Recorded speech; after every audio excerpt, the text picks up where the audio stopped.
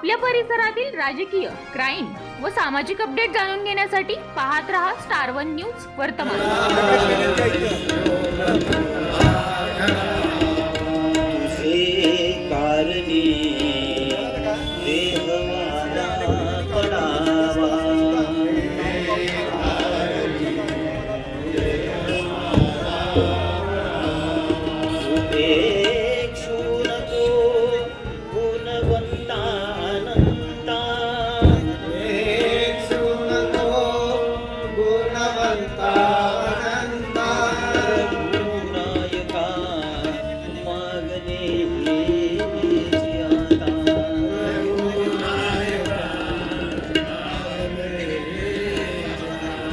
रघुनायका मागणे हेची आता रघुनायका मागणे हेची आता। जय जिजाऊ, जय शिवराय, जय श्रीराम। आज आपण शिवसेनेच्या माध्यमातून साजरी केली जाणारी रामनवमीचं द्वितीय पुष्प गुंफत आहोत। आणि हे द्वितीय पुष्प असं आहे की रामनवमी निमित्त इथं खिरीचा महाप्रसाद केला जातो आणि रामनवमी निमित्तच आज इथं आपल्या पंचक्रोशीतल्या भजनी मंडळाच्या भजन स्पर्धा सुद्धा आपण इथे ठेवलेला आहे। आणि काल शिवसेनेमार्फत होणाऱ्या या रामनवमीचं प्रथम पुष्प गुंफलं गेलं आणि त्यामध्ये आपण राम जन्मकाळ साजरा केला।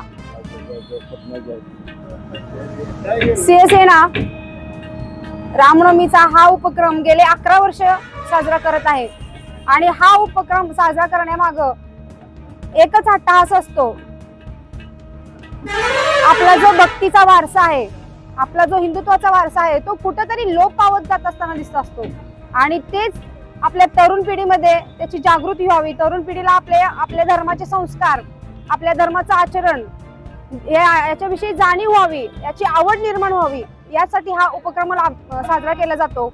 आणि हा उपक्रम साजरा करत असताना शिवसेना फक्त माध्यम आहे। हा जो तुम्हाला अट्टहास घातलेला सगळा दिसतोय हा सगळा लोकवर्गणीतून केलेला अट्टहास आहे।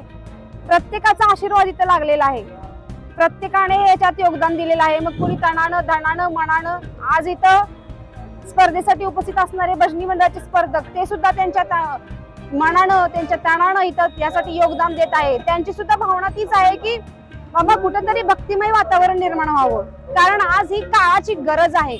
आज आपण जर बघितले तर इतके साधू भोंदू आपल्याला मोठमोठे दिसणारे, ज्यांचे मोठमोठे मठ आहेत, मोठमोठी मंदिरे आहेत, मोठमोठे ट्रस्ट आहेत, आज त्या ठिकाणी काय काय प्रकार चालतात आणि काय काय होतं, तरुण पिढी कशा प्रकारे भरकटली जाते, कशा प्रकारे त्यात ओढली जात आहे, याचा आपल्याला हर रोज वर्तमानपत्राचं पान उघडल्यानंतर, न्यूज चॅनल लावल्यानंतर आपल्याला प्रत्येक गोष्ट ही निदर्शनास येत असते।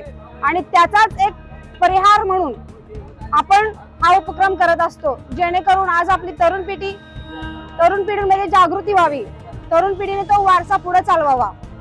आणि म्हणूनच मी त्या सर्वांचे सुद्धा आभार मानेन की ज्याचा एक रुपया या कार्यक्रमासाठी लागला आहे।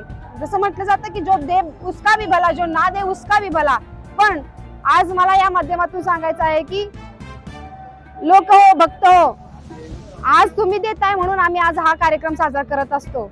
या कार्यक्रमातून आपल्याला जनसामान्याचं, सर्वसामान्याचं, माणसाचं, मानव जातीचं हित साधायचं आहे। इथं कुठल्या तरी एकाच्या घरात चूल पेटती नाहीये म्हणून हा उपक्रम आपण करत नाही आहोत।